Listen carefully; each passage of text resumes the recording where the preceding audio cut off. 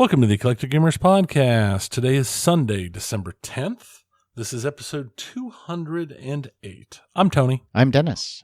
We have a lot. We actually do have a lot. We do. Unlike last episode. Right. We have a new pinball game reveal. Actually, two that we're going to go over.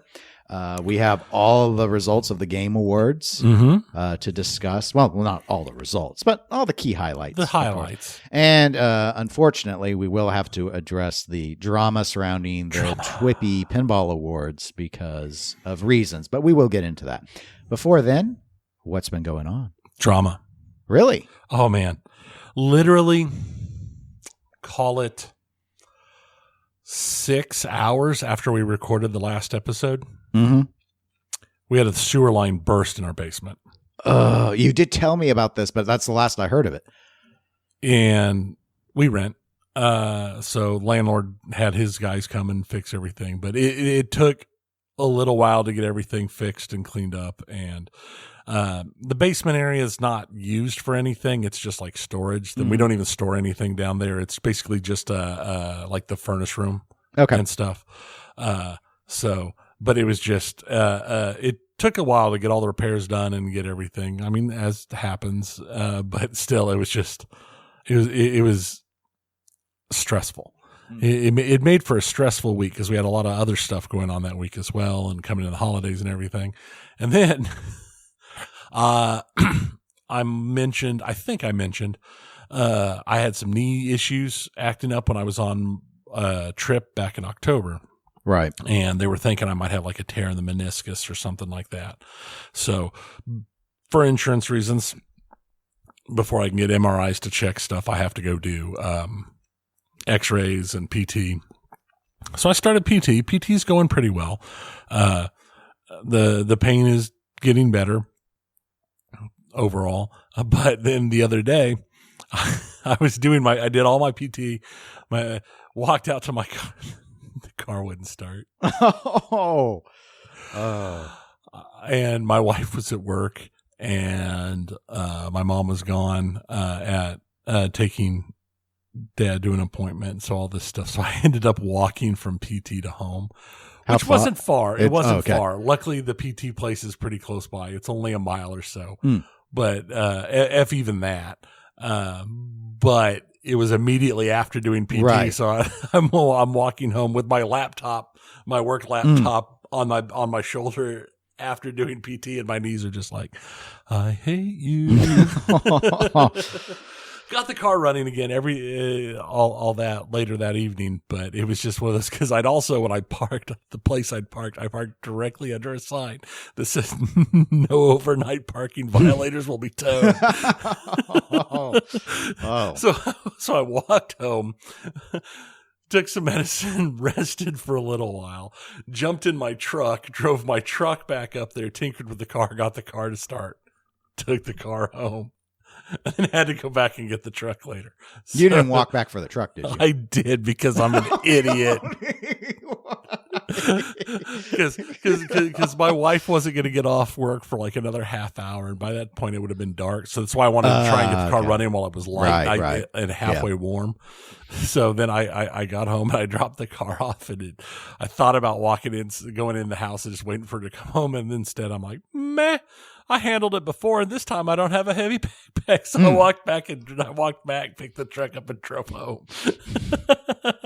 So, yeah, I had a week. You did? 2 weeks. Wow. I had a 2 weeks. Yeah. I mean, that doesn't even touch all the crazy work stuff or any of the other interesting fun things. That's just the little bit of insanity right there. The last 2 weeks have been special. I'm going to leave them at special. Okay. How about yourself? Yeah, no, I haven't. I don't have anything as exciting as that. You know, I've been doing the holiday shopping. I took Cyber Monday off with my one floating holiday I had this year. So to get that done, and ordered some parts for the Victory pinball machine. Those finally arrived. It took a while because PBR had to find some different substitute parts for a couple of the things I wanted. So I haven't done that yet. I've played basically, other than putting in a little bit of Overwatch 2 time, like I normally do. I got some Starfield play. Since our last recording, I only have played yesterday. I put in some hours, but I just hadn't. Because I get home after there's some project stuff at work, so I get home and I'm just like, I'm just gonna watch TV. I just turn to the TV person. So doing that and but also trying to keep up on the wristwatch content. So like last weekend, I did my top 5 watch releases of 2023, and then yesterday I did my 5 worst watch releases of 2023. Most people on here won't care about that, but I'll have links in the show notes if you want to watch them. You can. Didn't you also do a best collection under something or other as a live stream? Yeah. So every Saturday morning I live stream, and I try and do that pretty consistently. And normally what I do is I talk about watch releases that I didn't do videos on. And most watch releases I don't do videos on. Sometimes if it's like a big release, I'll do a first thoughts video. That's mostly because the YouTube algorithm likes that and I get good views. But it's easier to do the live stream format because I don't have to edit.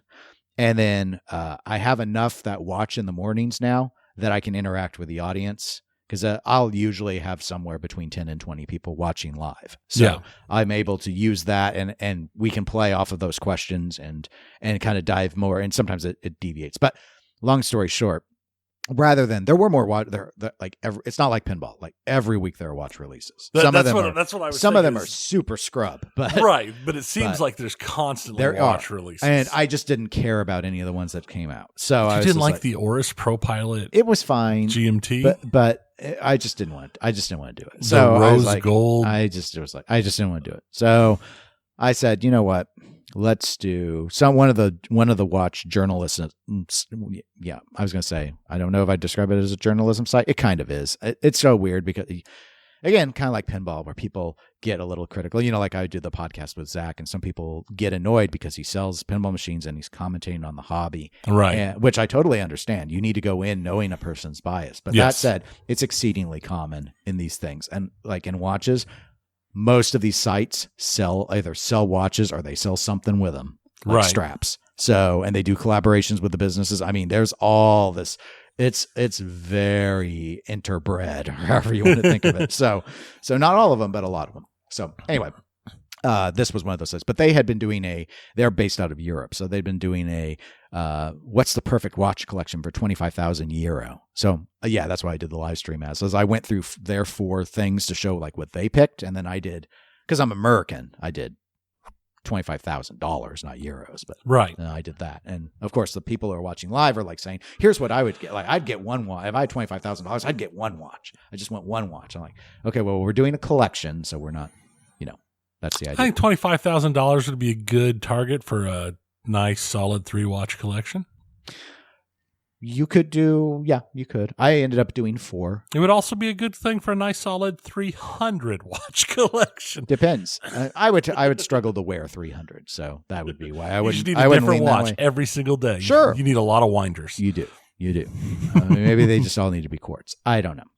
But what I do know about is we have a pinball segment. We only have a couple of things to go through. We'll start with the optimistic, happy topic, and the one that I think is more interesting to the listeners, and that is new release. Who would have thought in December? All right. I mean, a lot of people probably would have thought it, Tony, because Stern historically does reveal a new game in December, but this ain't Stern. This is Spooky. Ooh. Anyway, so they have released 2 new games using the same layout, kind of like what they did with Ultraman and Halloween. Mm-hmm. But this time, it's Texas Chainsaw Massacre and Looney Tunes. Who knew that Texas Chainsaw Massacre would be our happy topic? Mm-hmm. It is, sadly. But we'll get into that in a moment. So, unlike with Halloween and Ultraman, I think the main thing to note is these games actually have completely different design teams. So layout aside, they're being helmed by different crews, different rules for both games. See, that's interesting. It is. It's an interesting twist up. So Eric Pripke is going to be leading the Looney Tune rules, and then Ben Heck is leading the Texas Chainsaw rules. Also, unlike Halloween and Ultraman, these are balanced in the sense that both runs are 888 units. So it's not, whereas if for those of you that weren't around or don't remember, Halloween was greatly outproduced over Ultraman. Ultraman was a very small run. So some other little tidbits before we kind of talk about what we think of the games. Texas Chainsaw has the full 1974 film assets. So they've got everything. So we're going to get a topless scene in Pinball Machine. Probably. I mean, with Spooky, you could. Looney Tunes has over 20 of the classic episodes, or what I believe what they bill as the golden era episodes. So they've got those to work with. I do have several links in the show notes. In fact, I have 3 links in the show notes, all to Nap Arcade. Thank you, Jason, with summary details and breakdowns on both of the titles. Pricing wise, as usual, Spooky does their 3-tier models, somewhat akin to how Stern does. That's $8,300 for the standard edition, $9,000 for the Bloodsucker edition, and $9,700 for the collector's edition. Because the layouts are the same, it's notable that both games use a 4-flipper design, have 4 ramps, feature spinning toys, and feature sort of a physical locking mechanism in the back of the game. I also have 2 links in the show notes. I got lots of links in the show notes. So many links. I got 2 links in the show notes just straight down the middle, the video series that Greg Bone and Zach Minnie do, because they released 2, I think they're both about 20-minute long featurettes with interviews with Spooky about each one's on one of the games. So there's one for Looney and there's one for Texas. Again, because they're different design teams. So if you want to know more about the games and hear more about like what the thought process is, go and check those out. Yeah, I haven't had a chance to watch those. I only got a little ways into Texas, but I got all the way through Looney Tunes. So yeah, I they're well had a done. chance yet. As is usual. That's pretty normal for them. Let's not pat them on their back too much. I did watch the trailer, just the straight up trailers that Spooky put out. Those were interesting, but. Yeah, no, I did not honestly expect a Spooky release for another couple months.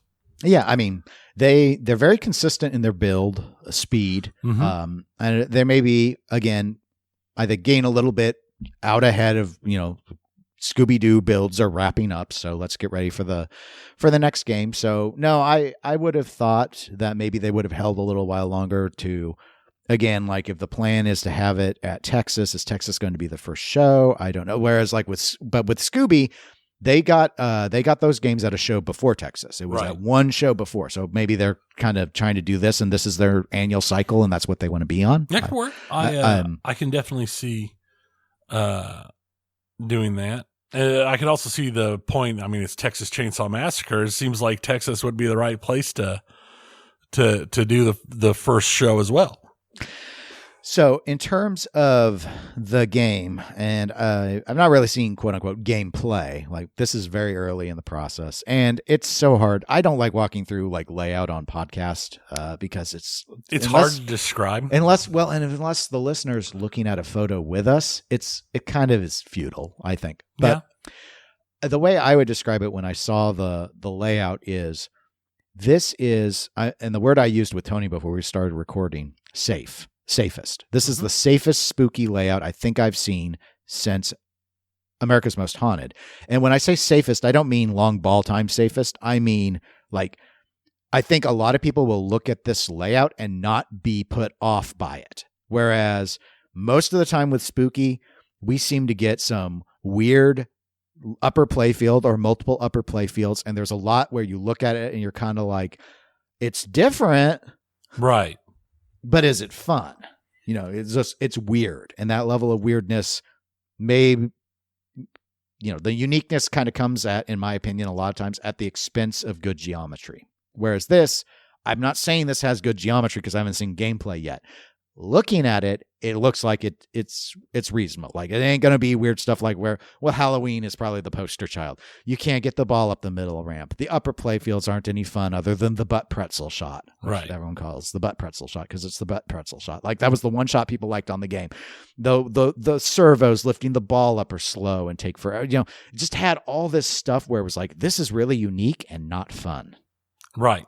This looks like a safer layout commercially. Like people will probably look at this, I think, and go, you know what? That game looks like it's fun. Yeah, we'll just have to see what it is, how it actually plays and how it goes in person to see. I do like their continuing move of doing multiple, using the same layout in multiple machines. I like that because they tend to trend heavy on horror themes, and that's not always the best seller. I think that's a good move for them.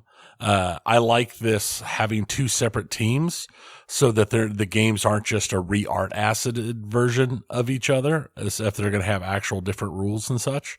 I think that's a good move on their part. I think everything about this is a solid move on their part, as long as the game is fun to play. Okay. I agree with you that it makes sense to do the two layouts, given their decision to run with a horror theme on one of them. I personally think that Spooky long-term would best serve itself abandoning doing horror themes. I know that's like, but it was formed to be a horror company. I know that, but that was the wrong decision. And I like horror.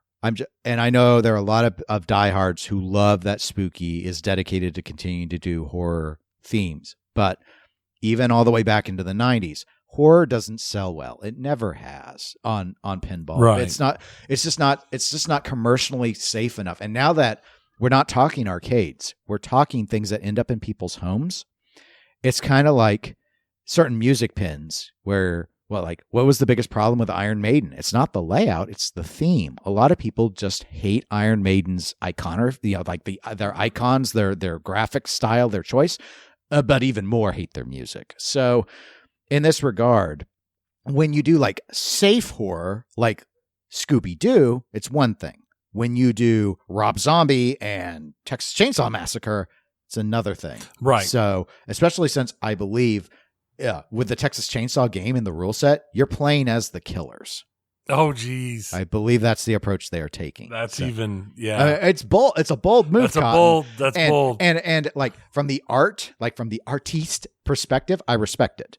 Commercially, it's not it's not the right answer. They could probably sell. I mean, are they going to sell out of these games? Let me ask you that. Do you think so? I think so. Even in today's market. I don't think it's an insta sellout. I think it'll take longer, but I still think they'll end up selling out. I guarantee the Looney Tunes will sell out. The Texas Chainsaw Massacre, I think, will probably take longer. But again, it is kind of, we're talking on a horror theme, but it's even more of a like cult horror theme and an older horror theme. I don't think if they had gone with, let me rephrase that. It's not that I don't think. I think if they had gone with a more modern horror theme, it would have guaranteed a faster sellout than going for something that's quite so niche in the genre. And I think that's just the nature of the beast in that case. If you're going to be putting a niche theme up in pinball's already niche marketplace, it's going to have the possibility of having some issues on the initial sales. And you can look at like the Labyrinth machine. Some people would say Labyrinth is a niche, but I think it's nowhere near as niche as Texas Chainsaw Massacre, which makes sense why Labyrinth sold so fast. Yeah, it's tough for me to say in the sense that, I mean, they're both, I don't know which is like more famous than the other in that regard. So we're thinking niche in the sense of, do people know the license? Question mark. If we're thinking niche in terms of if people ever seen the license, I mean, Labyrinth is a safer bet just because a lot of parents would never have let their kids watch Texas Chainsaw, right. And who wasn't going to let their kids watch Labyrinth, sort of thing. So you end up with that sort of scenario as well. It's. I just think that, especially hardcore horror like that, you're right. They could very well end up selling out of both. They're making less games now.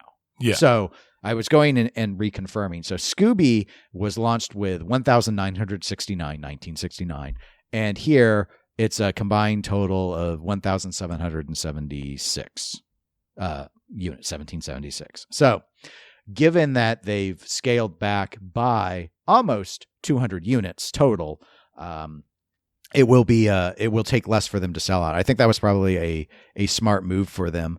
In terms of pricing, the differences, because I was curious. I'm checking an old Pinball News article. So as we noted, the three tiers continue to exist. And I said Looney Tunes in Texas are 8,300 as a standard edition. Scooby-Doo was under 7,800. So it's a significant markup there. Bloodsuckers Scooby-Doo was under 8,800. So the Bloodsuckers is not much higher than it was for Scooby in this, because now it's 9,000. Right. And the collectors on Scooby was 9,769, so under 9,800. And this collector's is actually cheaper. So this is really weird to me. That is a weird. Like the standard has gone up quite a bit, by a few hundred. Mm-hmm. The Bloodsucker's only up a little bit, and the collector's edition is actually cheaper. So, so that surprised me because I didn't expect that. That is an interesting. That, but back to what your thing on niche and stuff. Yeah, ultimately they could both sell out. Here's the thing for me. I think if they had made 1,776 Looney Tunes, they'd have sold them all out. And yes. They wouldn't if it was Texas. So why do two? Why not just do Looney? I think it's because they're still have that horror core, and that's their target. My assumption is when this layout was designed, it was designed around Texas with the Looney Tunes as a sub theme to pad out the sales by doing the split like they did with Ultraman and Halloween, with the difference being in that split, Ultraman was the less well-known, less popular of the choices, where in this split, it's going to be Texas that's the less well-known, less of the choices. And that I think is the answer. And I think it is the design approach. I think it's pretty clear looking at the toy placements and stuff and comparing the two games side by side that Texas was designed first and Looney Tunes was tacked on. Mm-hmm. And the case in point is the toy was the Tasmanian devil that spins way too slowly. I think that's the first thing that screams out to you. It doesn't spin like the Tasmanian devil does. It spins like a slow horror guy with a chainsaw spins. And when you see the other game, you're like, oh, it makes so much more sense in terms of how it's integrated. Same with the, I feel, with the ball lock, the physical ball lock in the back. It seems to make, it's not that they didn't integrate it well in Looney Tunes. It's just when you see the Texas one, you're like, oh, this was envisioned with the Texas approach. See, and that was my thoughts as well, is that everything felt a little more settled on the Texas version than like it felt more sensical, like it was specifically designed, where everything else felt like a not a retheme, but just redone to match what was on the other. I also would say that, it's, and this gets a little more subjective, but like art wise, I'm not enamored with either package, but I kind of get that Halloween vibe with the art package to Texas, whereas with the Looney Tunes, it does sort of feel like they mostly slapped the Tasmanian devil around on some spots and then just threw a couple Looney characters, and it's just kind of there. It felt flat to me. I don't know, but something about it felt flat. I mean, it's colorful, it's eye catching, but it didn't feel quite as meshed or integrated on Looney in my mind. Also, I feel like the orange coloring on a lot of the on a lot of the parts, the ramps and the habit trails and stuff, make it feel weird. Yeah, that's actually, and you're not the first person I've heard mention that. And actually, when I saw it, my initial unfair, because, well, no, I'm fair. I think I'm being fair. My initial reaction was, oh, did they get the surplus parts from American Pinball's Hot Wheels game? Because those orange look like Hot Wheels tracks. Right. Like these would be great ramps in Hot Wheels. I just was a little surprised. But again, they do run with a lot of brown and orange in the art. So maybe that was the thought, is like, yeah. It's like, I mean, it's a common color palette to the Looney Tunes. It's just, there's nothing unusual about it. They just didn't remember that. The people remember Hot Wheels because it wasn't that long ago. Right. It's not just Pepperidge Farm that remembers. We all remember. So anyway, I thought it was amusing. But anyway, yeah, I think this will do pretty well for them. I I think Texas struggles to make its full count sales-wise. You could very well be right that they get there, but it ain't going to be fast. I don't think they sell out by the end of the year on Texas. Maybe they do Looney, though, given the count, is less than 900 of them. Any other final thoughts you have on those? No, I think until we actually get our hands on them, we'll know then how they are. But it's definitely, it was an interesting combination to learn about. Okay. All right, let's go to the topic that I do not want to talk about, but it is news, and there's some tangential involvement in the sense that there was a Pinside thread where I was mentioned a couple of times regarding some remarks I made before this announcement happened on the Pinball Show, and I've not responded to that thread. I felt that it was trying to fish for additional dramatic elements, and I'm not really interested in providing them, though, of course, what comes out of this might end up needing that. So let's do a quick nutshell summary for folks real quick. We actually did get an email from the TWIPY group to our eclecticgamerspodcast@gmail.com address regarding that they were making a change on some of their award categories. So for those that don't recall, the way that the TWIPYs are a People's Choice Award that happens every year for the last few years for pinball.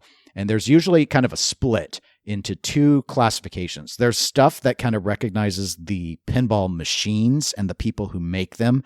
And those I always, as I recall, I always called those are usually like best, like this was the best art on a pinball machine of the year, best designer, best design, pinball design, best rules of a pinball, And then they have the favorites, which were mostly oriented around content creation and other quote unquote hobbyist things or operator things like best location or favorite location, favorite podcast, favorite streamer, favorite writer. The categories have changed over the years. Some of them at least. I always liked favorite convention. Yeah, there you go. Favorite convention. So the email, I believe it came on December 6th, said that several of the favorite award categories were going to be dropped for 2023, which that voting kicks off later this month. And they were all media-oriented ones. So specifically, elimination of the categories favorite pinball streamer, new pinball streamer, pinball podcast, new pinball podcast, YouTube channel, pinball YouTube channel, new pinball YouTube channel, and pinball website. Now, why is this dramatic? Well, okay, if you know about the TWIPYs and know how it's been over the years, it'll kind of make a little bit of sense. So Chris, who hosts Canada's Pinball Podcast and has been the favorite podcast winner, I think, ever since the TWIPYs have existed. He's won every single time. Launched what I'll generously describe as a series of complaints, calling out Colin of the Kineticist and TWIP and the TWIPY committee regarding the decision, though most of the blame has been falling on Colin. So we kind of covered this on a past episode. The Kineticist and TWIP, This Week in Pinball is TWIP, are merged now. Right. So there's been like some sort of acquisition-esque thing that happened. Now, the TWIPYs have a whole committee.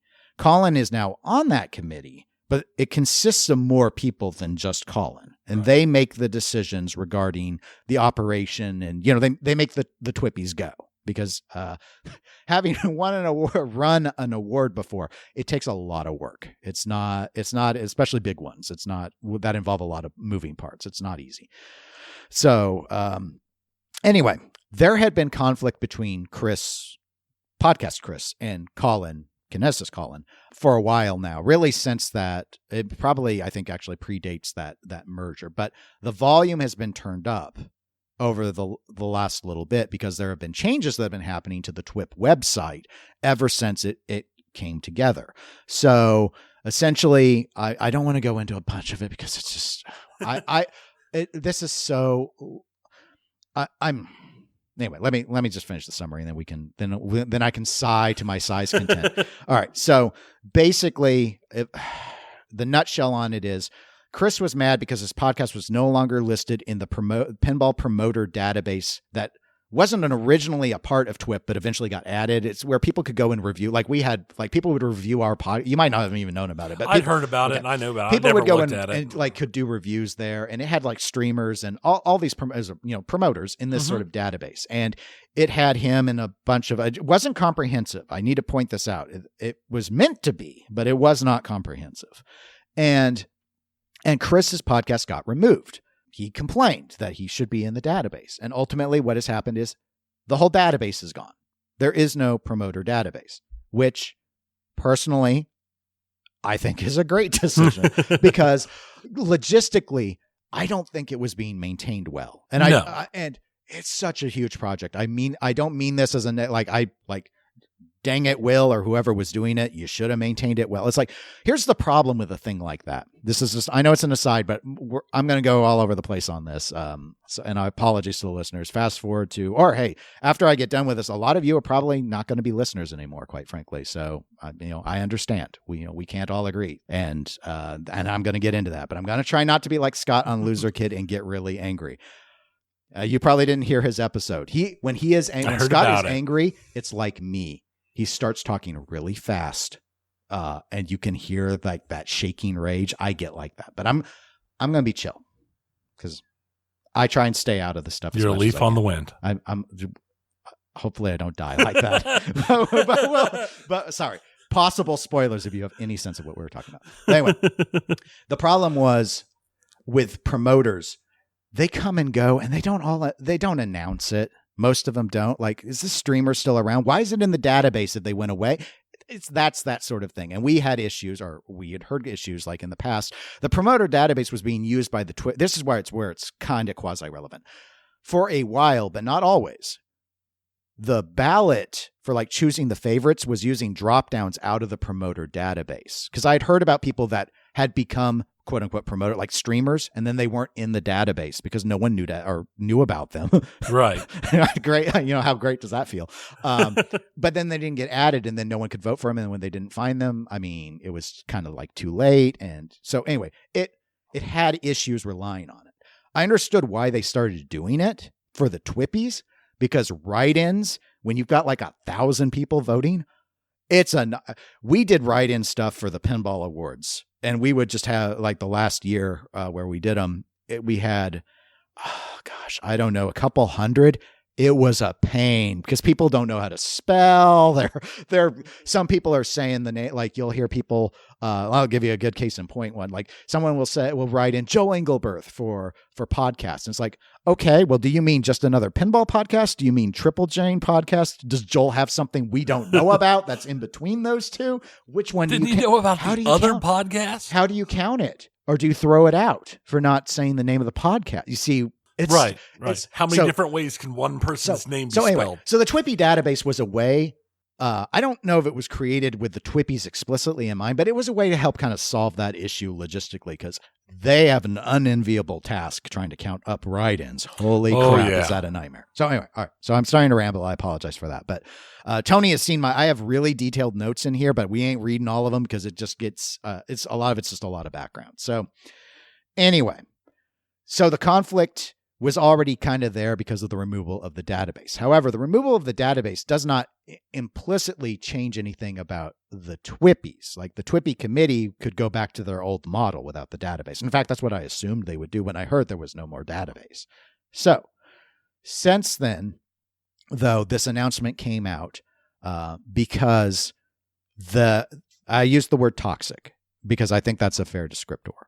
There has been an antagonistic campaign about the stupid database thing that was turning up the volume.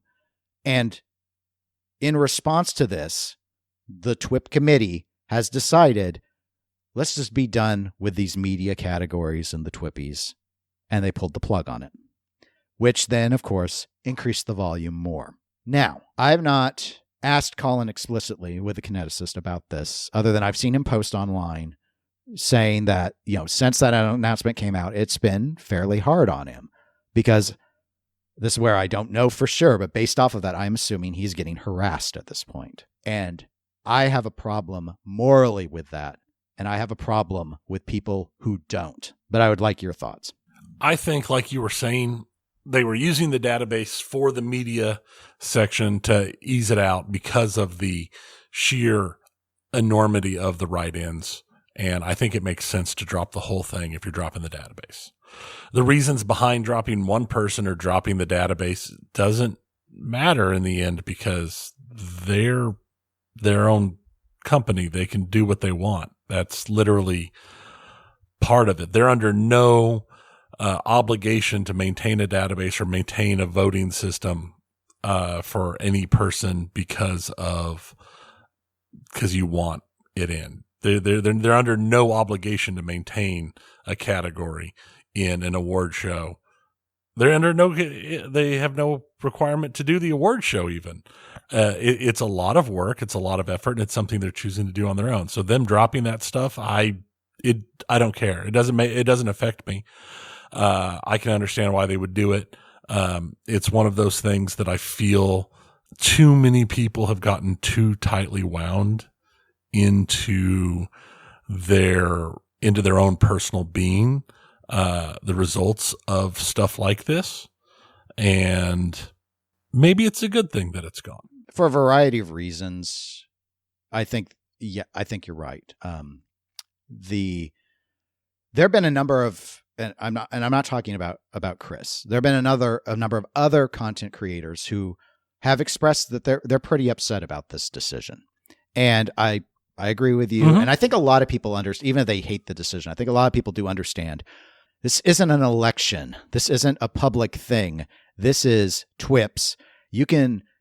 And there are plenty of people that are like mad that this upstart person who hasn't, been in the hobby for 20 years or whatever has come in and gets to have influence and all of this stuff. But it's like none of it is really, in a way, of your concern. They chose to make an award. I remember the first year the TWIPYs happened and the vote was on Pinside and people were criticizing Jeff for creating the thing. I mean, there's always something. There's always something. And we had the saying when the Pinball Awards, back when it was first the Pinball Industry Awards, we took some guff, especially the first year. Like, why are you doing this? We already have an awards thing. Why are you trying to undermine the TWIPY? And, and they get over it. Like by the second year, there was hardly any criticism. And it's just how it is. Here's the thing to the other content creators who, let me go ahead and cover my TPS comments really quickly first. So on the Pinball show, I kind of threw out there I wished that the pinball show just wasn't eligible, wasn't in the list to win a TWIPY for podcasting as a favorite.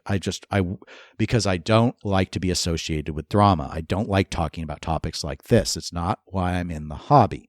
I'm also not in the hobby to win trophies. Now, someone on Pinside, when that comment got brought up, I think the thought was that I had secret information, like I had seen some really nasty stuff that was leading me to not want to be associated. I see really nasty stuff every year. That I don't talk about the drama.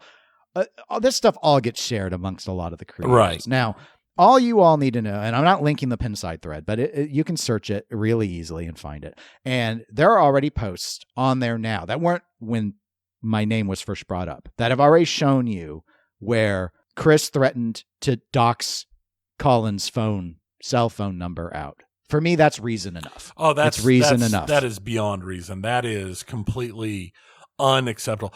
I have talked to enough friends who are in not necessarily pinball, but video games, streaming, other hobbies where they are out there and they put out a lot of content. And I've seen some of the messages and the sheer number of terrible things sent to people.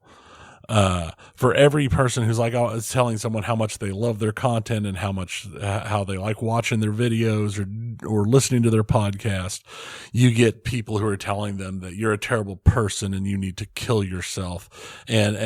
Or if something bad happens and they talk about something bad that happened, like losing a family member or something, there are people who will literally send them messages saying, well, you deserve that, or you're a terrible person, or why would you talk about this? Because this is one of those things that I don't listen to you to hear about sad stuff. Your job here is to dance monkey and make me happy. So please put out something that makes me happy. And that's for the male members. The female people I have spoken with and that I've interacted with, the stuff that they get in their inbox is so bad I won't even talk about it because it's rage inducing to a point that it cranks my blood pressure. There's a reason that whenever we've had done anything and I've had my daughter on, or where she's talked about, when she talked about Pokemon or anything like that, I refer to them just as my kids. They don't have their names. They don't have anything like that. We carefully protect them in their own online endeavors just because of how horrible people are in stuff like that. I have been teamed up with my eldest daughter playing in Overwatch 1 where she made the mistake of saying something in voice chat and it coming out that she is a young sounding female, and the sheer amount of crap that happened after that, the words that were said, the things that were said, and the way people acted. It is one of those things that is just completely destructive of your faith in humanity. And completely destructive of your ability to think that there are good people out there. This is a reason why I agree completely with Dennis that there's a certain level of morality that needs to happen to keep people safe.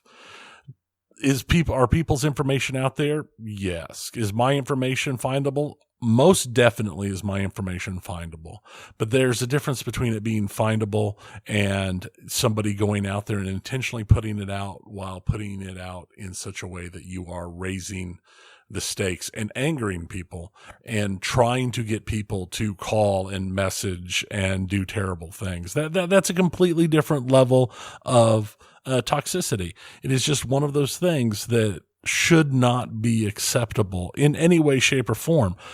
Just like we always attempt to be very clear, and we don't do things, and we like that would have us sign NDAs. We don't do team ups. That's a morality thing that comes from us and how we see things and how we look. And when you're like talking about just awards in general, I am a member of a committee that oversees awards for something industry related in my field of work.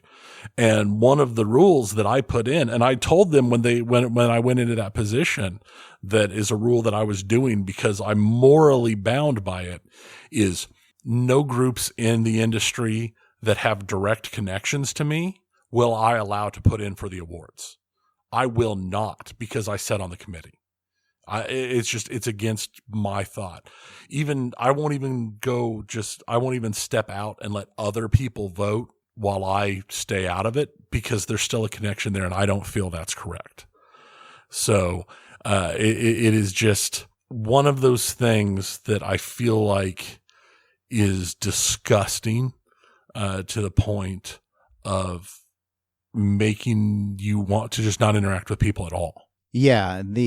And it's not like in this scenario, and again, we very rarely talk about Chris with the Canada show. I don't consume his content. I probably quit listening around episode 100 was when I used to listen. And because a lot of people say, if you don't like someone, just don't consume their stuff, which is fine. I mean, that's normally how I do their approach. That's the choice I make. I don't consume much of anything. And so just real quick on terms of the TPS comments, when I made those comments, this is every December. That's why I didn't want to be associated. And I didn't honestly expect like TWIP to pull us from the thing, make their life hard. It's just kind of like, I just kind of wish, because I don't care about the trophy, I'd rather not be tied to any of the toxicity with it. And someone on the Pinside thread had said, well, but to be fair, Dennis and Zach were going to win the award. So who cares? Like what he wants, why does it even matter? It's kind of like, well, I mean, it's kind of a fair point, but bluntly, we probably would have been top 3. So my name still, or at least my show's name still gets stuck beside something that I don't agree with. So I still think there's some relevance to it, but ultimately that's not the main thing. And in fact, in this talking about toxicity and doxing, and as you know, like doxing isn't like social security number, like identity theft, taking people's information that can be found publicly and then saying, I sure wish this would happen. Here's a thing to get, to connect with them. That's what doxing is about. Mm-hmm. And that's where things like swatting can happen. And here's the thing. I feel I really want to be blunt with people so they understand where I'm coming from. It's not Chris that I'm concerned about. It just takes one crazy. And there's crazy in this hobby. Yeah. And I don't want to put words in people's mouths, but a former pinball podcaster who was podcasting before we even started, who does not pinball podcast anymore, had something like that happen where they were concerned for their kids. That's what I worry about. So when I see people saying, well, maybe I'm going to quote what Chris wrote. This is on the Pinside thread, I believe, this one. Comment to one of his original posts where he goes, tomorrow I'll post his cell number. No more content until my achievements are reinstated. Is this bullying or me standing up for my 10 years of hard work? Well, in response to the query, it is bullying. So allow me to set that aside because that is exactly what it is. The whole thing is an intimidation tactic. You're trying to get people to harass someone so that you get your way. The word most people would probably use is blackmail with stuff like that. But blackmail usually is the idea of exposing something that someone doesn't want to be made public. This is more just harassment sort of thing. But this is not acceptable behavior, folks. And I sympathize that some of you are deeply entertained by the whatever Chris chooses to do with the show, and that's your right. And I don't understand supporting this, defending it, piling onto it about a stupid piece of plastic on a corrupt voting system. And yes, and again, I'm not trying to call out the TWIPY people. This is where, back to the topic of the other content creators who are upset about this, it's just for fun. It's people's choice, folks. It's dumb. It's designed to be dumb. It's corrupt by design. Most people's choice systems know this and lean into it for the lulz. Like, hey, if you vote on TikTok, every vote you give counts for 10. Come back each day and vote. That's what people's choice are because they can't control it. There's another example, again, from Chris that he shared, I guess, to his Patreon people about saying how he wanted to get to 1,000 first place votes. And he said, so if you get just one other person to vote, we will easily get there. How is it, this is rhetorical, how is it a celebration of pinball to get people who don't play pinball to vote in a pinball contest? It's not. But it's not the TWIPY committee's fault. They can't control that. But I find it laughable that people are like, oh, it's wrong to buy votes. It's wrong to bot votes, but it's okay. I mean, you want to know what, let's take EGP, which I don't think was ever in the top 10 ever since I started doing the writings. Oh, there's no way. So we're, we'd never win this, right? What if we put a call for votes in our work newsletters, our organization-wide work newsletters? We have at our disposal with 1%, if only 1% did it, it's more than the total TWIPY votes, I believe. Yeah, it wouldn't from the last count I saw. It wouldn't surprise me. It's a joke. It's like just anyone can win this within the rules. You just have to. What's the difference between this is my kind of a something of a joke, but what's the difference between asking for a vote and buying a vote? One costs you money and one costs you friends. No one likes to be asked for votes. That's why we quit. You're right. We used to share the TWIPY ballot the first few years, and we just we stopped because it was like it's annoying. Yeah, and that was part of my TPS thing, was separate again from this drama specifically. It's not even just been one podcaster. There have been plenty of years where we've seen some who be it podcasting or remember when TPF and their news, they start emailing us because we're on the list because we buy tickets every year to vote for them in the TWIPYs. I'm like, I'm not on your email list for this crap. It pisses me off. It's obnoxious. The whole season is obnoxious. So that's where that was coming from. When you start running for Yeah, your vote. When it's like running for dog catcher. Yeah, what is this? When you start campaigning for the votes, it gets weird.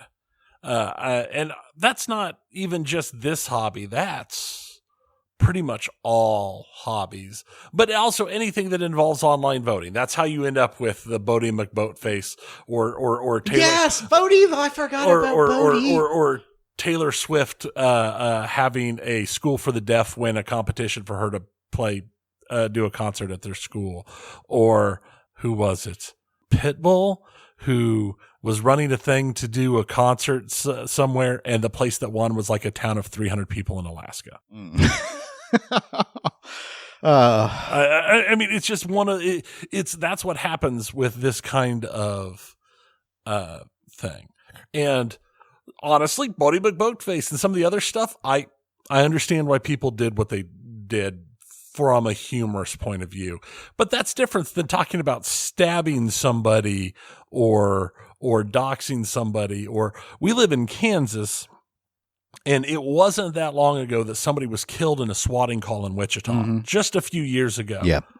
I mean, that happens. It's a thing that happens, and it's an issue that anybody who has an online presence that has any real popularity has to worry about. Right. And I think supporting that in any way, shape, or form is not acceptable. I think it's a British phrase, but it seems like a lot of you who are probably listening have lost the plot. I'm sorry, but you have allowed this notion, this fun, and I don't know if it's because you just like the trolly nature of this, or if it feeds the ego of someone you enjoy, or if you just like to see the world burn. I don't really know, but I feel it's gone too far. I feel it's bullying. I feel those of you piling on are not, either you're not thinking about what you're doing, or you have, in a twisted form of logic, decided that it's justified. And I really hope that you are not this way in real life, because if so, it's pretty sad. And I'm trying to imagine people who think it's okay to bully and harass. I'm sure there's a line, but I can't see it, is the problem that I have. And maybe we were wrong to not call out more of the bad behavior as it goes along. But like a lot of pinhead people, we just try and ignore the stuff that's stupid, because we're not doing a podcast to get into these serious topics. It's right. Stupid gaming stuff. This is a stupid podcast full of stupid gaming. And people say stupid things, including us. And in this instance, it's gone too far, folks. That you do not like Colin, you do not like the TWIPY committee, that you do not like the decision. Oh, that's all fine. Yeah. And if you feel you need to articulate that, that's absolutely fine. Always exercise critical thinking is what I ask of anyone. And maybe that's too much again, because this is just a stupid podcast where we talk about stupid topics on stupid things. That we have to remember, and that I think the internet makes it hard to remember, is that these are real people with real feelings. I think if you would not be willing to sit down across the table from this person and tell them the same thing you're telling them online, you probably shouldn't. And also, I think the thing that needs to be remembered is that all of these content creators, every single one of them, no matter your thoughts, is creating content because they enjoy it. At least they start that way. And then later on, maybe some people get big enough that they make enough money that then it becomes a job. But if you talk to a lot of them, when they've gotten to that point, the enjoyment's dead. It is a very real thing, because then it's work. It's the same reason I've quit MMOs, because it was work. The reason that we're sitting here at episode 208 and going strong with no issues is because of Patreon. Is because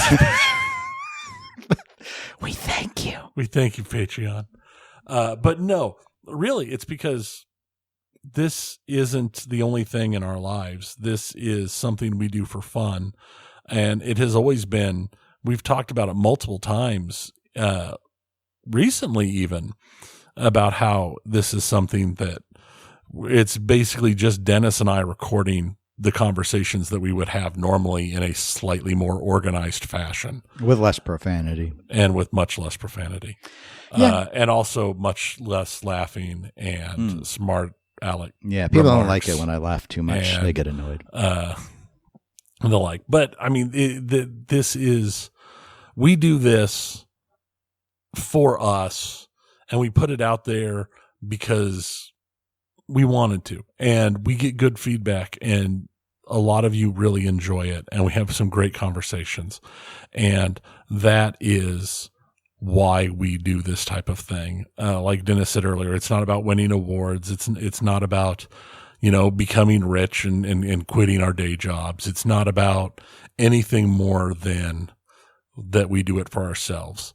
And it's one of those things that it hurts to know that somebody can be in this hobby and will just be like, oh, I disagree with your thought on this pinball machine, and I think you should kill yourself. Or I disagree with this, and I wish something horrible would happen to your family. Or, I mean, this is just the kind of thing that you see people online say, oh, you just have to ignore the haters and keep going. And you're right. You have to. You have no choice in the matter. You don't give in and stop doing something because, somebody says that. You don't give in to threats. But at the same time, it's hard to continue forward when you see that stuff. And even if it's only one or two terrible, hateful, horrible things, it still affects you. But at the same time, if you love somebody's content, make sure they know that you like their content. Send them a message that says, because that helps balance out the horribleness that I can guarantee will happen and that they will be getting, because that's how we have to live in our day and age. And I feel like this is a problem that is plaguing not just this hobby. It plagues everything everywhere, from people making art and posting it online, to people playing games and streaming, or travel people, or whatever. There's a line that some people are extremely comfortable crossing, and I think it has to do with the anonymity, but it is something I find very distressing. Yeah, and in this instance, because you're right, it's cropping up all over, and it's just something we'll probably have to live with online. My biggest concern, I think, that I have, and part of the reason why I felt, aside from obviously this has been a big piece, so it has been news, is that I worry that not enough people are speaking against when they see it happen in front of them. And I don't think it's because they're bad people. I think maybe they're jaded or something, but they're not thinking that, as you noted, like, what's the psychological toll that this ends up having on people when you go in and you find out, you get all these emails all of a sudden, then you find out someone was mad that you made a decision on something that's that's yours, that you bought, you own, you manage, and they've decided to, for the sport of it, ruin your day or ruin your week, or maybe beyond their intention, something more serious happens because there are some, there are just some disturbed individuals out there that hang on the words of people, and you might not even think about it or realize it. You'd think in pinball, who would ever do that, right? It's all just for fun, until it's not. And I just feel like there's just not enough. I'm not asking people to agree with the decision of the TWIPY committee. I don't care if you agree or you don't. I think honestly, most of you are so deeply not impacted by it that you've weighed in at all was for the sport of it. And that's fine.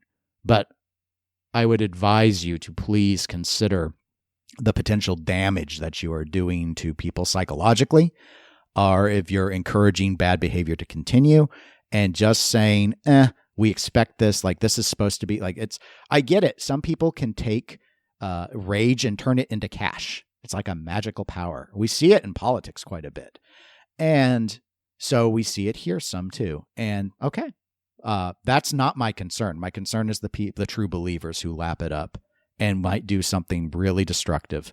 And, I don't know what this hobby does when it picks up the pieces. They maybe just tell a bunch of jokes, but I don't think it's funny. And I'm getting real tired of people who are victimizing others, playing the victim, and people buying into it. So I'm telling you, you guys are wrong. And I would advise you, I can't make you do anything. I would advise you to try and do a little bit better.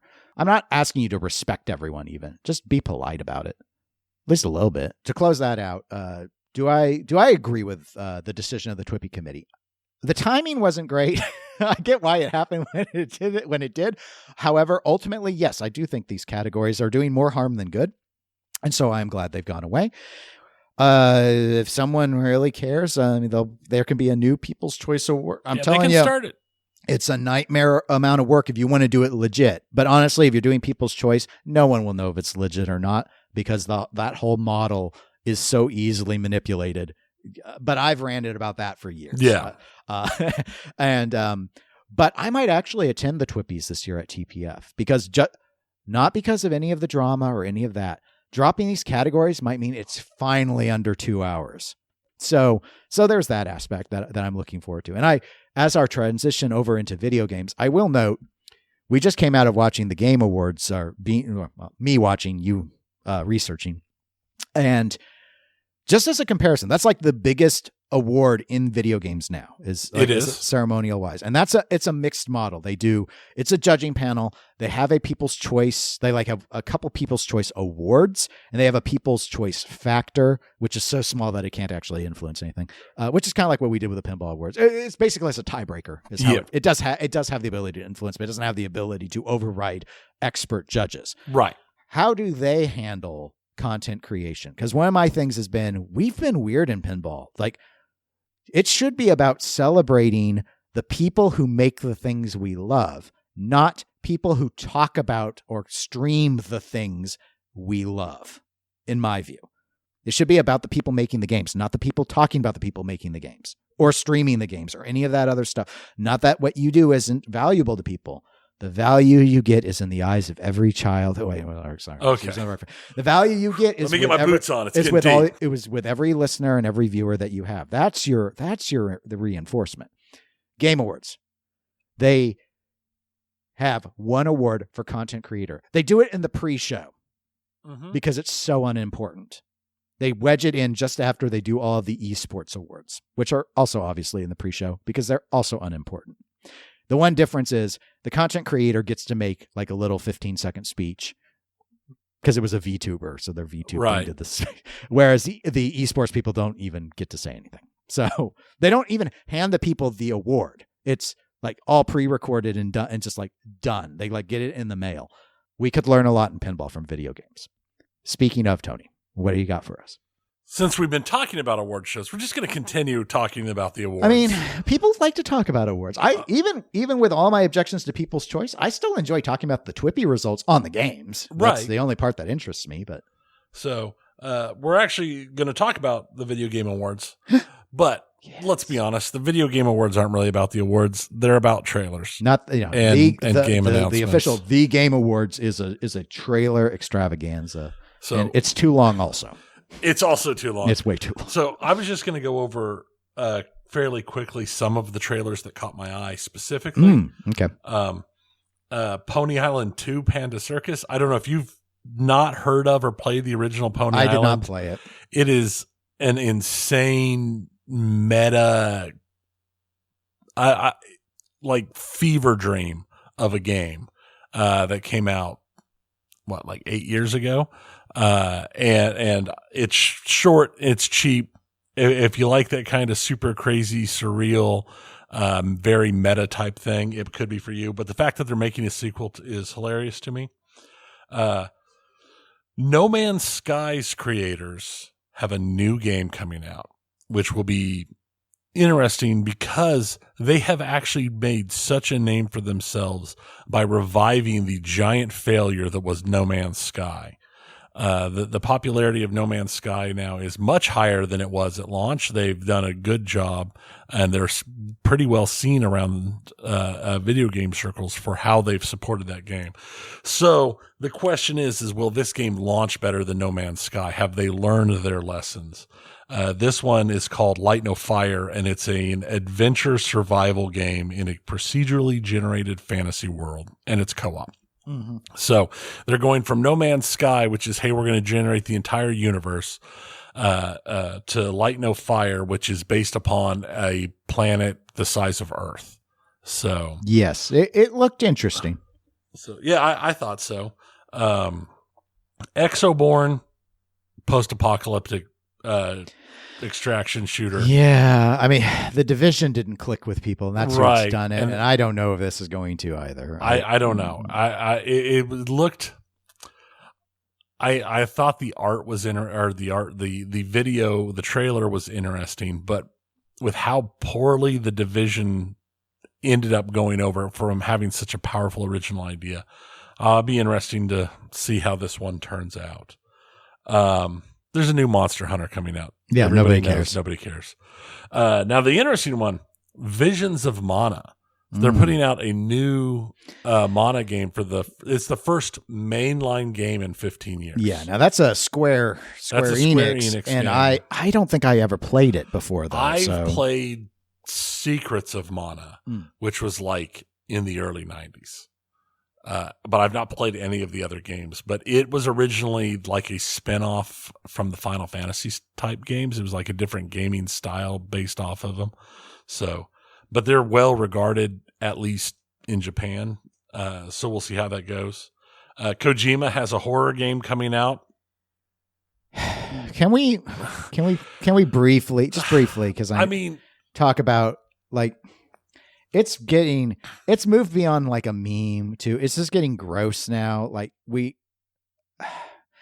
Kojima is like there every year, and he gets this ridiculous amount of stage time to do nothing. And this was nothing. This was even worse than the very first reveal of Death Stranding, which wasn't a good reveal. And he got like 10 plus minutes to talk about it. Yes. And it's like, there's running jokes about how the Jeff, the host of the show is so like in love with Kojima. And so Kojima, honestly, it does, when you watch it, it's cringe. Yeah. That's what the kids they say, right? It's cringe. He's totally fanboying out on stage with this guy. And I'm like, stop. This thing's too long as it is. I've seen the running joke that the Game Awards were created so he could talk to Kojima.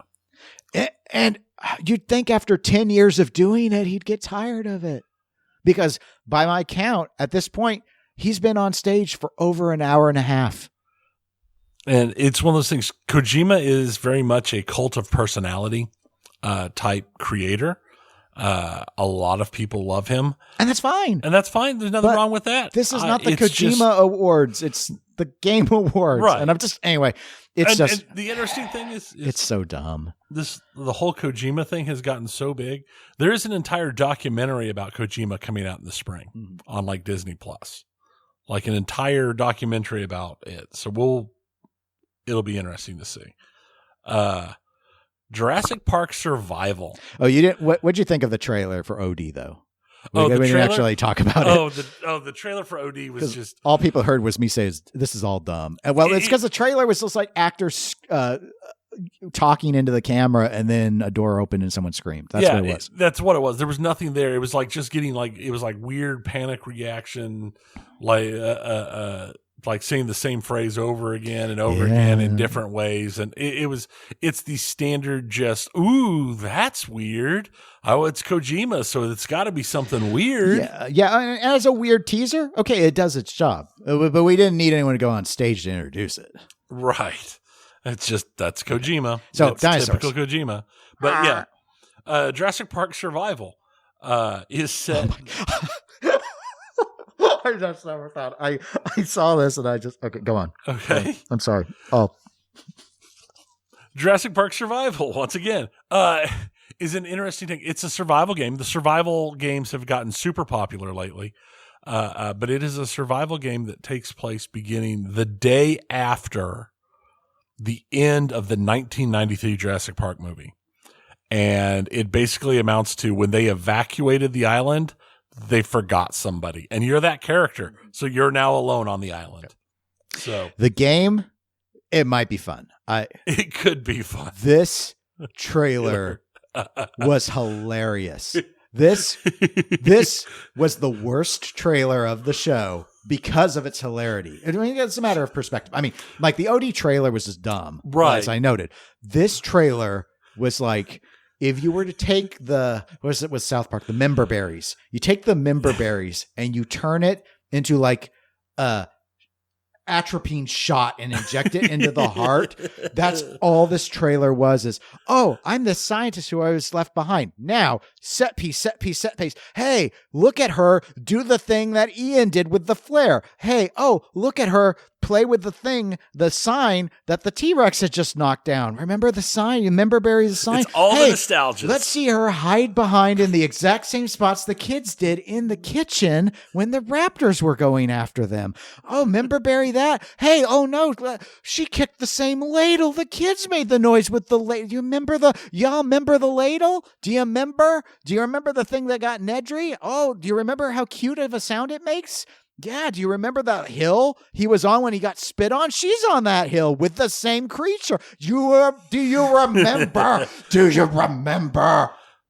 you remember love? No, I only remember berries. You remember berries? And dinosaurs.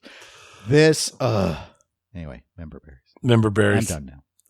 You okay? Yes. All right. It looks fun.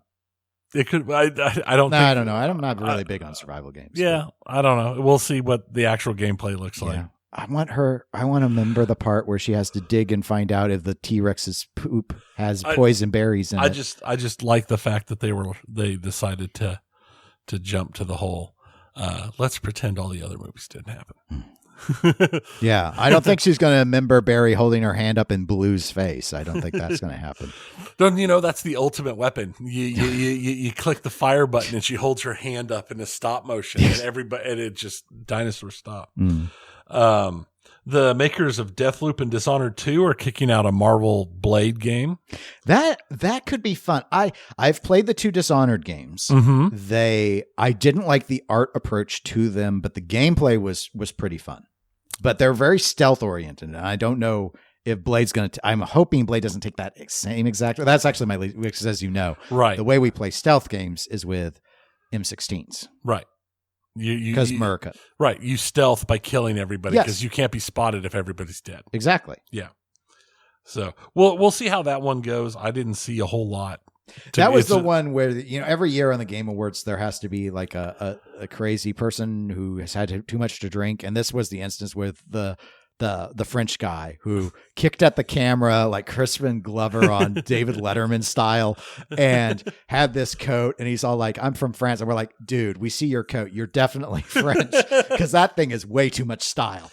And he's just going around doing stuff. And then he just said every single stereotypical French phrase before he walked off. He like, merci beaucoup, s'il vous plaît. Other French stuff. I don't know. I don't know French. So anyway. Baguette. Yeah, baguette. It was oui, oui. Escargot. Yeah, rattrapante.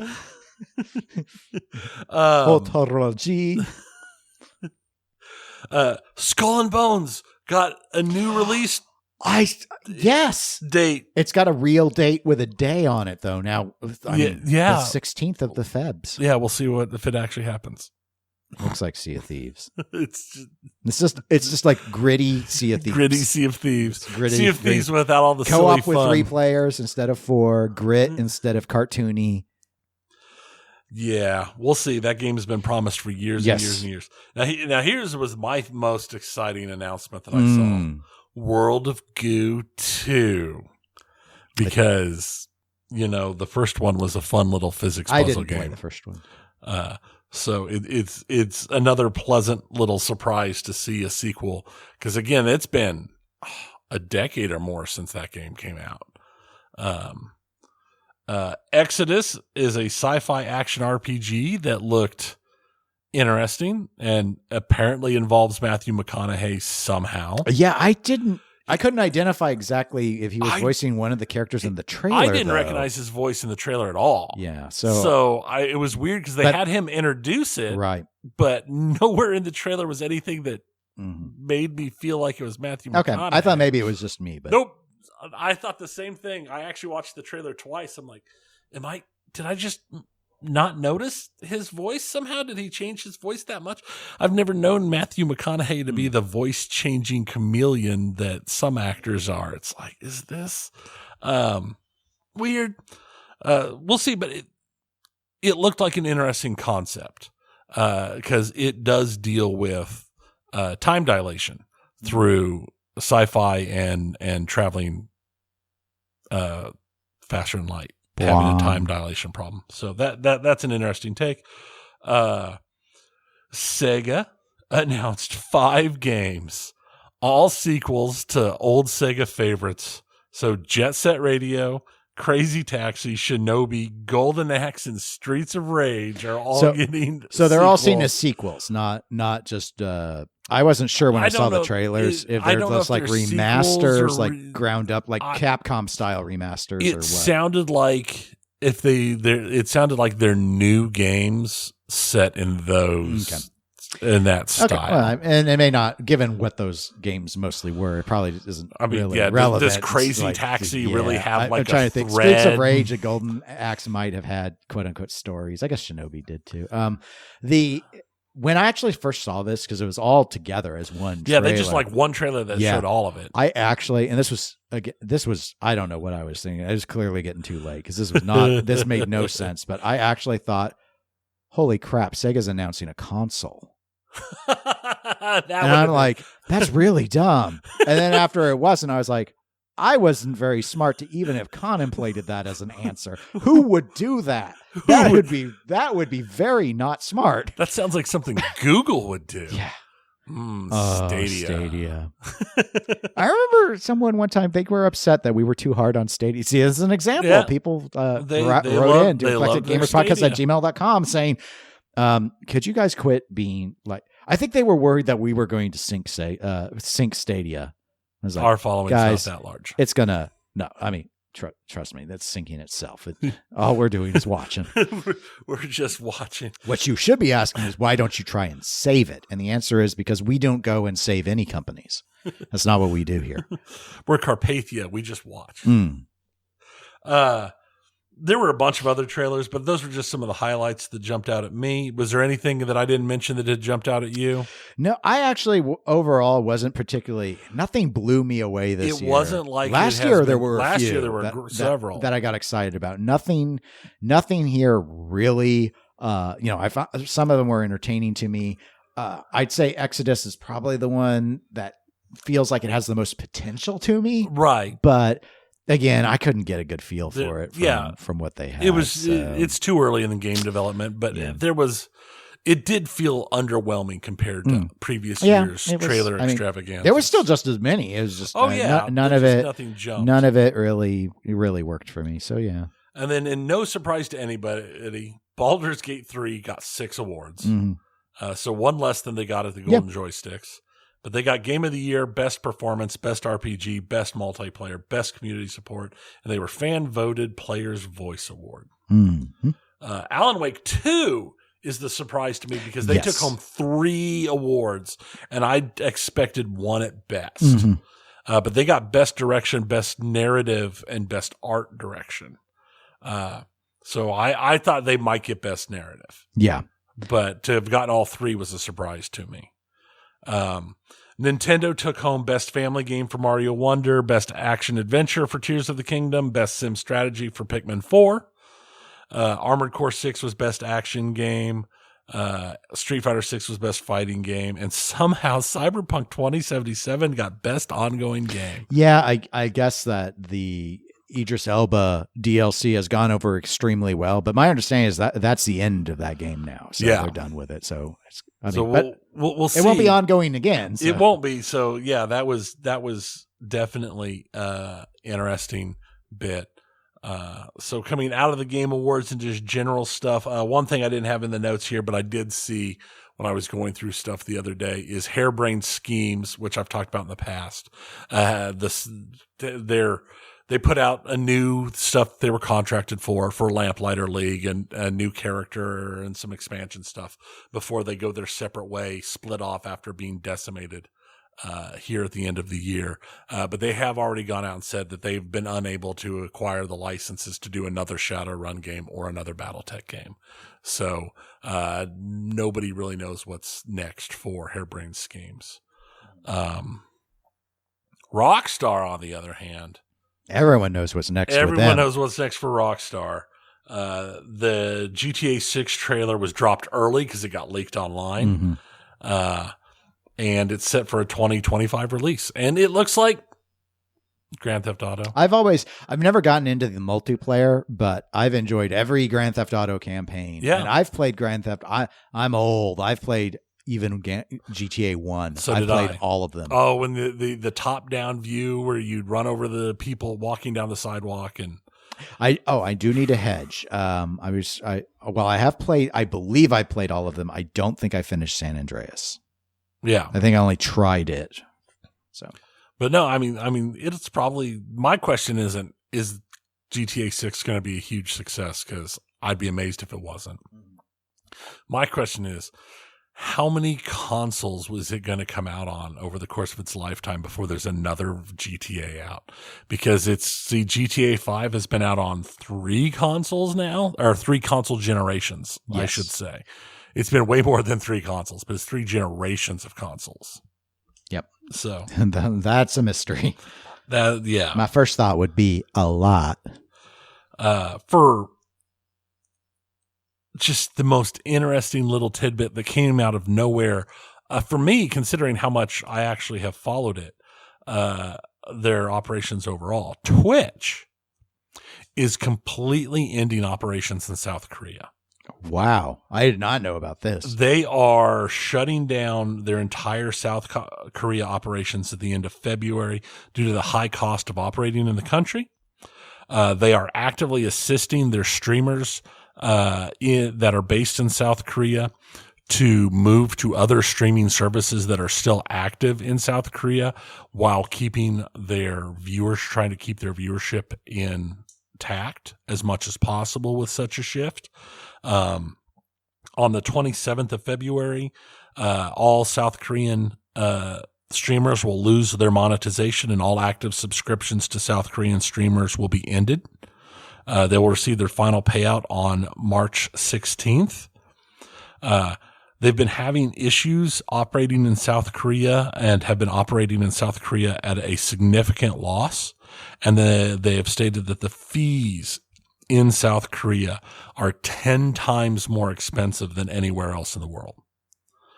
And they have stressed to their other streamers that this is a unique situation to South Korea and that there will be no issues like this with streamers anywhere else in the world.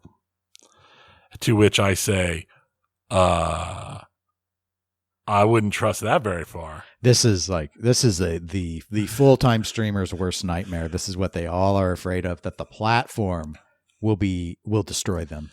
Yes. And this has got to be real bleak for those that were. I mean, if you're casual about it, whatever. But this has come up. One of the subreddits I'm on, because I do my YouTube channel for watches, is the YouTube one where creators talk about stuff like that. And one of the big, some of the people who weigh in say that they make their entire living off of YouTube. And it's like, you got to have a backup plan. You got to be ready. You got to know YouTube could destroy you through something not related to demonetization, due to copyright infringement or legal or anything like that. Just like, if they could at any point take this away, what are you going to do? Because you can't even assume that you'll be able to transfer anything with you. Like, you might have your videos, but your audience is gone. Right. And trying to help people navigate over. I mean, I'm sure Twitch is trying, but they're not integrated into these other systems. They're all competition. So right. And the sheer number of people that watch people on Twitch because they watch Twitch. And we've seen that in the past when other streamers have left Twitch to go to Facebook gaming, YouTube gaming, some of the other systems is that they have major drops in their viewerships. And so, yeah, that is just a devastating loss for the South Korean streamers. And like you said, that is a fear. I've seen and spoke to many YouTube creators who have had issues between demonetization or getting to a point where the algorithm doesn't really recommend them anywhere. So their viewership starts to stagnate no matter what they do, or they lose large amounts. It can just be destroyed at any time, like you said. So it's definitely an interesting thing to happen in the ecosystem. And we'll see in the next few months how, what, if any, response there are from Twitch streamers. I know with Twitch's recent opening up to allow people to simulcast stream on other platforms, that could help some of these streamers. Not the South Korean streamers. There's no way they had enough time to build up audiences elsewhere, but it could help other streamers for the next time something like this happens. Because we've seen time and time again how big of a monetary issue Twitch has been having lately. So you whippersnappers listening to this show for whatever weird reason, don't become a professional streamer. Your life will just be stress. I know you sit there and you think, oh, wow, I would love to get paid to play video games. Yeah, so would everyone. But it's not, unlike other entrepreneurship, because you're dependent on another entity for your platform, the biggest part, you're actually subject to the whims of someone else far more than you would be starting your own small business. So I advise against people, like, do it for fun, but don't make a career out of it. I think whenever I look at it and I see what some of them do, especially the smaller ones, like 3 YouTube channels, reposting, slightly edited content, just desperate for ad clicks. I'm just like, that's no way to live. Right. I know there's a YouTube channel that I watch quite frequently that is history based, and they've recently had a video where they've just flat come out and talked about, because they're based in historical events, there are certain events that they've been flat out told they just can't even talk about. And they put out a couple videos on some of the events and they were instantly demonetized, and they got notes that basically said, any more of these and we're just going to kill your channel. And they weren't even necessarily that recent of event. We're talking about events from the 70s and 80s, but just due to what they were about, it's not allowed, because they'll just shut it down. So they flat out said that they specifically avoid large periods of times, and especially more recent historical events, that pertain to certain parts of the world, because they can't talk about them because it risks the channel. So they talk about safer things from older periods or just ignore certain whole chunks of the world as if there's no history there at all. So, well, that was fun. That's great. Oh, they're also ending the Nintendo app. Oh, okay. I'm sure that affects 3 people. So, Bethesda, because they've not made enough money from Skyrim.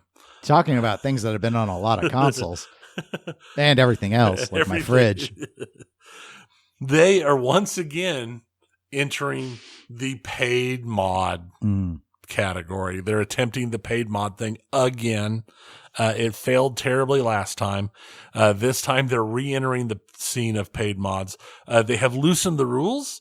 One of the rules they had when they'd entered the mods originally, trying to do the whole paid mod thing, was all the mods had to be lore friendly. So you couldn't have a mod that changed things so that it would affect the lore. So science. Yes. Look, laser. Right. So you couldn't mod in an M16 or make your character be Superman or whatever, because that's not lore friendly. But we could mod in Starfield to make it fun. I'll be honest, I am just waiting to the point where you find something in Starfield that lets you play the full game of Skyrim inside Starfield. What? It's probably there somewhere. and just it hasn't been found. Nope. That's the Easter egg. That's why Starfield's install is so big, because it also includes all of Skyrim. So, Capcom has also confirmed that they're going to continue doing Resident Evil remakes, as they should. What a shock. Because 4 was up for Game of the Year, and it's a bloody remake. Yep.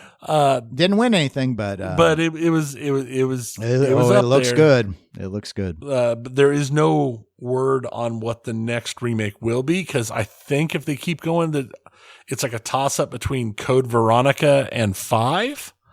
Yeah, my guess would be Veronica, but this is a blind guess. I would guess Veronica just because, as I recall, 5 didn't go over well. It didn't, but part of the problem was 5 was a co-op experience. It was designed to be a co-op experience. Now, from this, that would be an interesting thing. They need to decide: are we keeping it as a co-op experience, or are we going to change it to be a single player approach? I played it both ways. Right. It was super fun in co-op. Single player, it felt clunky. But they have it would probably just being redone would probably just play better because of, better AI companion performance and stuff. But I actually really but 5 was my first. So I have a soft spot for 5, but having done it, I did multiple playthroughs both ways. And co-op, way better experience. A lot of fun in co-op. I seem to recall we played at least some of it, not all the way through, but some of it co-op. Yeah, one of my World of Warcraft, Final Fantasy 11 friends. That's why I got my Xbox 360. Is he was like, "Will you buy this?" I don't know if he said please. I was gonna say, "Please buy this, Dennis." And I was like, I hadn't played console in years. I was a PC gamer. I was like, I haven't done console since PS1. And he's like, I need someone to play Resident Evil with, and you need to buy it. I was getting tired of Warcraft, so I was looking to do something different anyway. Right. So I was like, you know what? Okay, fine. I'll do it. I remember because I got that game, and I got BioShock. And BioShock to date, I just remember the game started, and it had been so long since I played. I've been mostly doing MMOs on PC, and it had been so long since I played a console game, like Final Fantasy VII. When you had Final Fantasy VII, is what made me want a PS1. Because that was such a cool looking game. And the game BioShock started, and you're in the water like after a plane crash, and I thought it was still a cutscene because it looked too good. And then I realized, I can move around in this, and I think how ugly that must be to me today. But it was very, very surprising. So anyway, enough of them member berries. So this ain't no Jurassic Park. So I didn't list them all, but it is December. I didn't list any of them. I didn't write them down, but it is December. That means it is the time of layoffs in the video game industry. Yes. It's like the siding industry. Yeah. It's just, they're rampant across the board. Multiple companies are doing layoffs of one level or another. A few companies have been shuttered. So it has been a kind of devastating, to those groups. So we'll see going, normally January is the real worst for that. January, February, the start of the new quarter is where you see the most of those layoffs. We'll see if they're as bad as they were this year going in. And I want to just end on some fun notes. Baldur's Gate 3's developers, in the course of winning all these awards, have been releasing some fun statistics about the game that I found really interesting. I thought we'd share. So far, 452,556,984 hours of gameplay has happened. So that's over 51,000 years worth of gameplay. 15.9% of that playtime has been in character creation. That equals 8,196 years worth of character creation. And you know what? That's true. I think I spent a half hour, 45 minutes in character creation when I made my first character. And I'm still on that playthrough. I haven't finished it yet. I'm getting closer. But it definitely, I spent a lot of time in character creation. 1.3 million people have finished the game. 1.24 million people have been turned into a sentient wheel of cheese. Don't know how that happens. I ain't found that yet in the game, but apparently it's something that could happen. So those are just some interesting numbers that they've dropped out there. just showing just how popular that game is. So once again, to the Patreon or the Discord members who told me to get that game instead of Starfield when I took my vacation earlier this year, thank you. Definitely made the correct choice, and the world agrees with you. And that's all I've got. All right. Well, then the world agrees that we should end this episode. So if you want to reach out to us, you can email us at eclecticgamerspodcast@gmail.com. You can visit us at facebook.com/eclecticgamerspodcast. If you want to support the podcast with the dollars, and it can be as low as $1 a month, that's over at patreon.com/eclectic_gamers. We're available on Twitch and Instagram as eclectic_gamers. Yep. And we will be back in a couple of weeks. Don't know. There'll be a ton of stuff, usually right at the end of the year. Not so much, but we'll have something for sure to talk about. But, at the bare minimum, we'll find something to talk about. But until next time, my name is Dennis. I'm Tony. Goodbye. See ya.